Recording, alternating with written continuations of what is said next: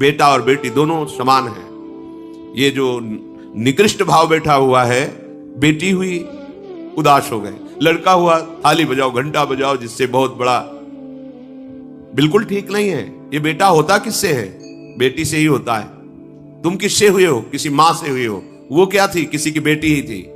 कैसी मूर्खता छा गई है, गर्भस्थ बेटी की कोई परवाह न करके उसको, ये क्या है? कितने राक्षस वृत्ति में आ गए हैं हमारी।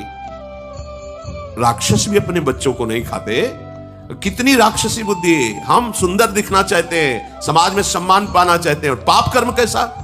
बेटी है गर्भ में, हत्या करा दो, नहीं चाहिए। बेटा कहां से पैदा होगा? वो किसी की बेटी से ही तो पैदा हो रहा है। कैसी मूढ़ता छा जाती है। वैसे भी शास्त्र में स्त्री हत्या करना बहुत बड़ा महापाप कहा गया है। फिर भ्रूण हत्या, गर्भ हत्या, गर्भस्थ शिशु की, उसमें भी कन्या,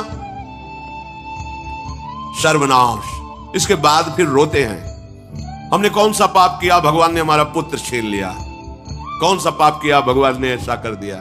अरे अपने डायरी में तो लिखा करो कि तुमने कौन से पाप किए हैं। फिर जब परिणाम आवे तो सोचोगे तो लगेगा बहुत हल्के में निपाट रहे हैं भगवान, हमें तो बहुत कष्ट मिलना चाहिए। कैसी कैसी निर्दयता बैठ गई हो। हम मनुष्य कहलाते हैं, सदगृहस्थ कहलाते हैं, गर्भ से चलते हैं, और गर्भस्थ शिशु की हत्या करते हैं।